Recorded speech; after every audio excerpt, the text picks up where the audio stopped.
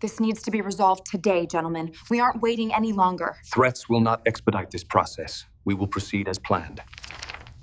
Celeste Morgan stared at the cream-colored envelope on her kitchen table like it might explode. Her hands still smelled like the cheap soap from the office bathroom. And her feet ached from another 12-hour shift, analyzing financial reports that her boss would claim as his own work. But this envelope, with its gold-embossed seal and her name written in actual calligraphy, represented something different. Something dangerous? The Ashford family requests your presence at the annual charity gala, she had screamed when she first opened it, startling her neighbor's cat through the thin apartment walls.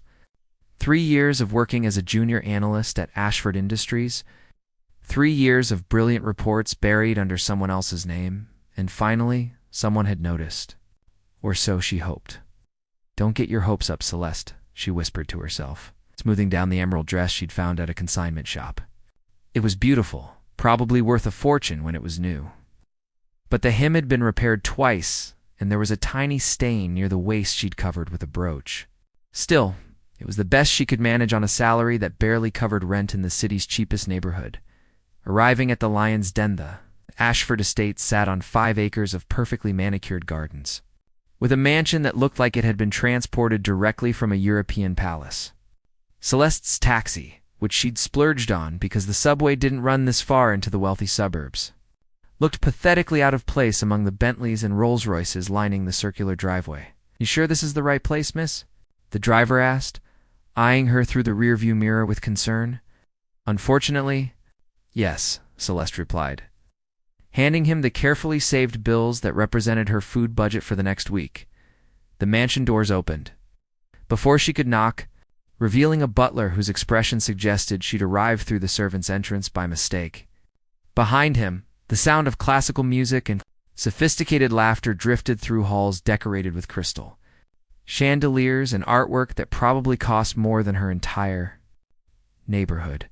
"Miss Morgan," the butler said, checking his tablet with barely concealed surprise, "you're on the list. Please follow me." The ballroom was a vision of excess. Women dripped with diamonds that caught the light like captive stars. Men wore tuxedos that cost more than luxury cars. Servers glided between guests carrying champagne that probably cost more per bottle than Celeste's monthly rent.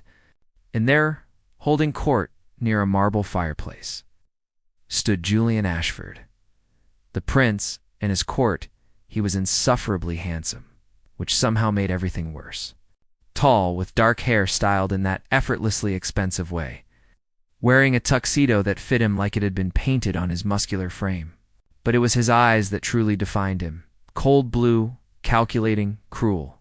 She'd seen those eyes in board meetings, watching with amusement as he took credit for her analyses, her projections, her late nights and weekends of work, and clinging to his arm like a beautiful parasite was Natasha Pembroke, a socialite whose family money was only slightly older than the Ashfords. She wore a silver dress that probably cost more than a car, with a neckline that plunged towards scandal and a smile that could freeze blood. Oh. "Well," Natasha's voice carried across the room like shattering glass. "Look what wandered in from the secretarial pool." Heads turned. Conversations paused. Celeste felt 100 pairs of eyes assess her and find her wanting. "I'm not a secretary," Celeste said, keeping her voice level. "I'm a financial analyst in the corporate strategy division." Julian's laugh was sharp and cruel. "Oh yes, the analyst. Tell me, Celeste, is it? Do they let you use the executive bathroom yet?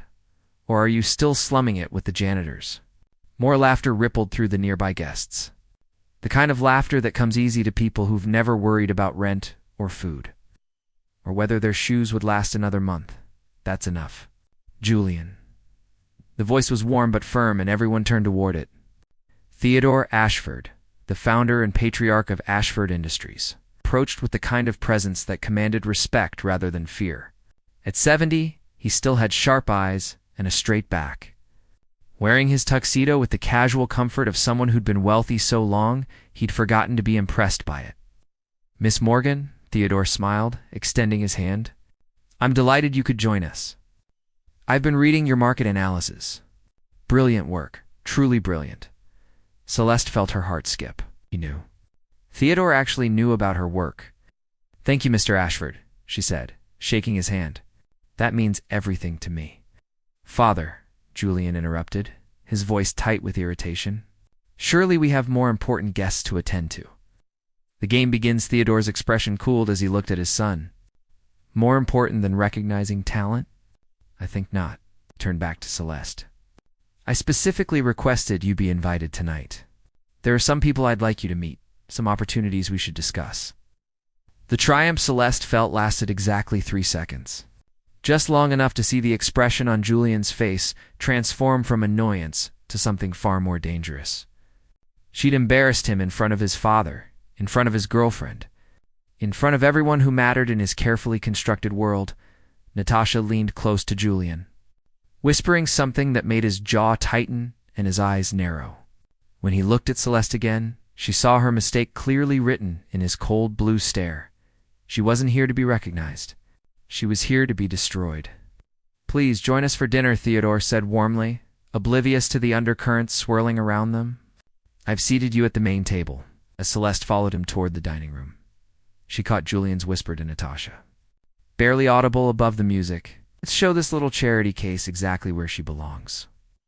The game had begun, and Celeste had just realized she was the prey. The dining room was obscene in its luxury. The table stretched for 20 feet, set with china so delicate it looked like it would shatter if you breathed on it too hard. Gold flatware, crystal glasses that caught and reflected candlelight-like, tiny prisms, and flower arrangements that probably cost more than Celeste's monthly salary. She'd been placed directly across from Julian and Natasha. Positioning she now understood was entirely deliberate. Theodore sat at the head of the table, beaming with the contentment of a man who believed he'd done something good by inviting her. The other guests, a collection of business partners, society figures, and wealthy friends, regarded Celeste with expressions ranging from curiosity to thinly veiled contempt. "So, Celeste," Natasha began, her voice dripping with false sweetness as the first course arrived, "tell us about your family. What do your parents do?" The question was a landmine, and everyone at the table knew it. "My mother was a nurse," Celeste replied evenly. "She passed away from cancer when I was 16. My father was a construction worker. He died in an accident when I was 12. The silence that followed was heavy with awkward pity and concealed satisfaction. Natasha said, not sounding sad at all. "And who raised you after that?" "I raised myself. Worked my way through community college, then transferred to State University on scholarship." "Community college?" Julian repeated, as if the words tasted foul. "How very industrious of you." The interrogation, the second course came, some kind of fish prepared in a way Celeste didn't recognize. Art. With foam and artistic smears of sauce that looked more like modern art than food. She watched Theodore from the corner of her eye, saw him eating with genuine appetite, and tried to mirror his movements with the bewildering array of silverware. "I'm curious," Julian continued, swirling wine in his glass. "What makes you think?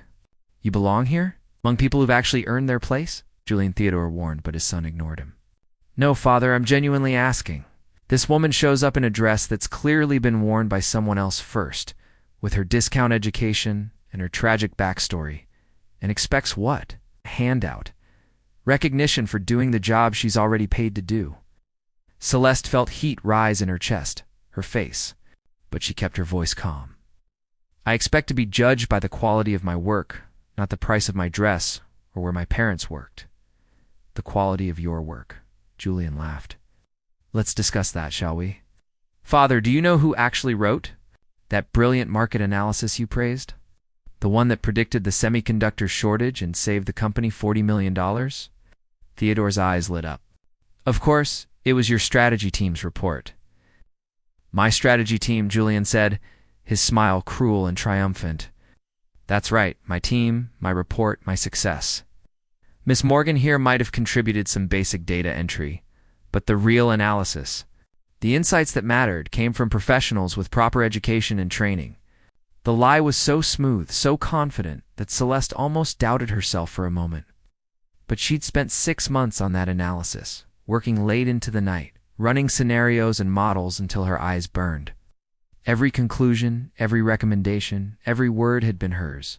"That's not true," Celeste said quietly. "Excuse me?" Julian's voice dropped to something dangerous.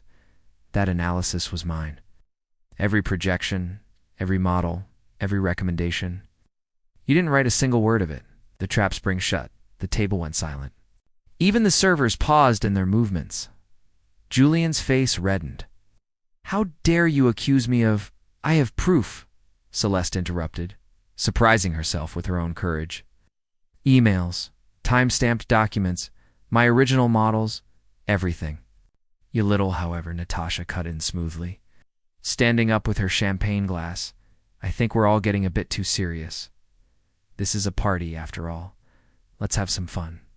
She moved around the table toward Celeste with the fluid grace of a predator, her smile sharp and dangerous. "I propose a toast," Natasha announced, her voice carrying through the room. "To our guest of honor, Celeste Morgan. A woman who's worked so very hard to climb above her station, who's made such efforts to impress men above her status." The words were honey-sweet and poisonous. Celeste saw it coming, but couldn't move fast enough. "Oops," Natasha's hand tilted, and suddenly Celeste was drenched in ice-cold champagne. It soaked through her dress, dripped from her hair, ran down her face in humiliating rivulets. Laughter erupted around the table. Not all of it, she noticed through her shock and rage. Some guests looked uncomfortable, others genuinely appalled. But Julian's laughter was the loudest, the cruelest, his head thrown back with genuine delight at her humiliation. "Oh, how clumsy of me," Natasha said, her voice like silk over steel. "I'm so sorry. But then again, that dress probably needed a wash anyway." The breaking point, something inside Celeste shattered. Not her spirit, she realized with sudden clarity, but her fear. What did she have to lose now? Her dignity was already soaked in champagne on a marble floor. Her career at Ashford Industries was clearly over. People had already decided she was nothing, so why not prove them wrong one last time? "You know what?" Celeste stood up, champagne dripping from her dress, her hair plastered to her face. "You're right, Natasha. This dress did need cleaning. It's all the better to see clearly." She reached into her small purse, the one she'd nearly left home because it didn't match her dress, and pulled out her phone. Her hands were shaking, but her voice was steady. "Mr. Ashford," she said, looking directly at Theodore. "Your son just claimed credit for my work in front of everyone here. He called it his analysis, his insights, his success. Would you like to see the truth?" "Celeste," Julian's voice had gone dangerously quiet, "I'd think very carefully about what you do next." "Oh, I have," she replied. "I've thought about it for 3 years. 3 years of watching you steal my work, my ideas, my late nights and weekends. 3 years of smiling while you took credit and promotions and bonuses for things I created." She pulled up her email on her phone. The evidence she'd kept because some part of her had always known this day would come. "But it's not just about stolen credit, is it?" Celeste continued, her voice growing stronger. "Should we talk about the charitable foundation's missing funds? The money that was supposed to go to underprivileged students, but somehow ended up financing your lifestyle?" Julian's face went white. Theodore stood slowly, his expression transformed from warmth to something cold and terrible. "What did you just say?" the old man asked quietly, and Celeste knew with absolute certainty that everything was about to change. The dining room had gone from noisy mockery to suffocating silence. Even the servers had frozen, champagne bottles suspended mid-pour, as if the entire world was holding its breath for what came next. "Miss Morgan," Theodore's voice was carefully controlled, the tone of a man who'd built an empire through ruthless clarity. "These are serious accusations. I hope you can support them." "Can," Celeste said, her voice steady, despite the champagne still dripping from her hair. "And I will." She pulled up her email on her phone, fingers moving with practiced efficiency despite their trembling. "For the past 3 years, I've been sending detailed financial analyses directly to your son's email. Reports on market trends, investment opportunities, risk assessments. Every single one was marked with my name and employee number in the metadata." She turned the phone toward Theodore, showing him the string of emails, each one time-stamped and logged.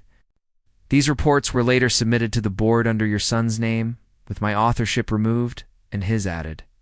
I kept copies of everything. Julian lunged forward, reaching for the phone. "This is ridiculous, don't," Theodore commanded, his voice cutting through the room like a blade. Julian froze mid-dash reach, the unraveling Natasha, sensing the shift in power with the instinct of a survivor, took a small step away from Julian. Her champagne glass, the weapon she'd used just minutes ago, now hung forgotten in her hand.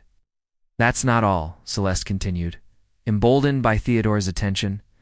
"For the past 18 months, I've been tracking discrepancies in the Ashford Foundation accounts. Money allocated for scholarships and community programs that never reached their destinations." She pulled up a spreadsheet on her phone, color-coded and meticulously documented.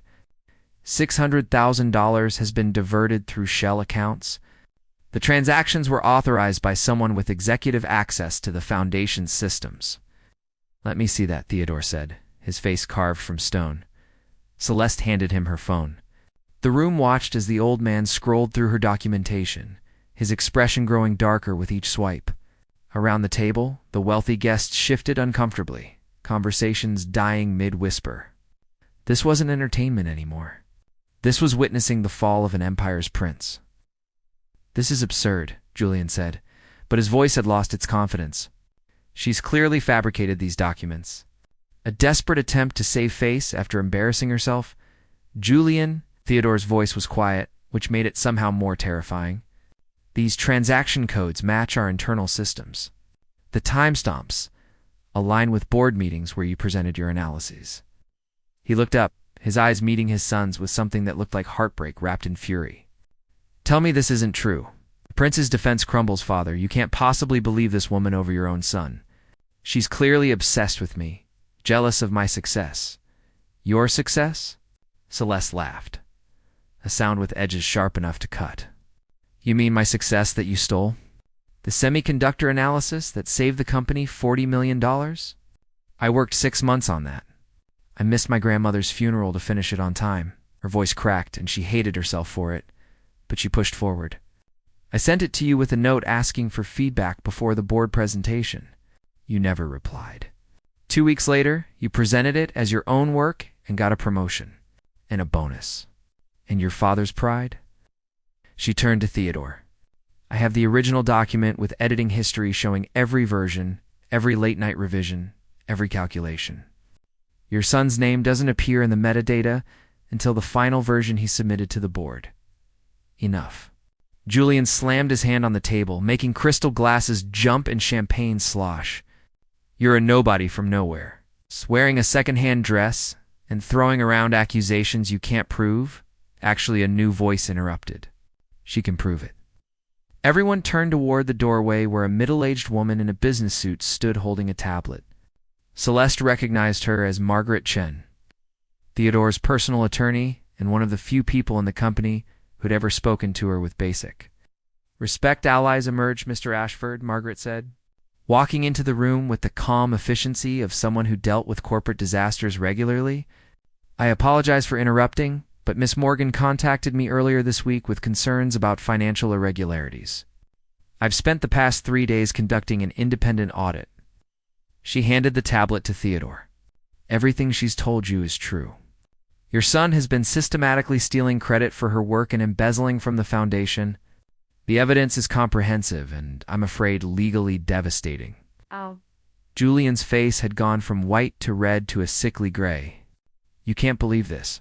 She's obviously conspiring with your father's own attorney." Margaret's eyebrow arched. "Mr. Ashford Jr., I've been with this company for 20 years. I have no reason to fabricate evidence against you." Natasha set down her champagne glass and smoothed her dress. "Julian, darling, I think I should go. This is clearly a family matter. Stay right there," Theodore commanded, his voice like iron. "You were complicit in humiliating Miss Morgan. You'll stay and witness what happens to people who mistake cruelty for power." The fall Theodore stood slowly, and somehow the gesture made him seem 10 feet tall. He looked at his son with eyes that had seen boardroom battles, hostile takeovers, and corporate warfare, but had never looked quite so disappointed. "Julian," he said quietly, "you are stripped of all executive authority, effective immediately. Your access to company accounts, systems and resources, is revoked. Margaret will oversee a full criminal investigation into the embezzlement. If charges are warranted, they will be filed. Father, you can't, I can, and I am. Theodore's voice was final as a tombstone.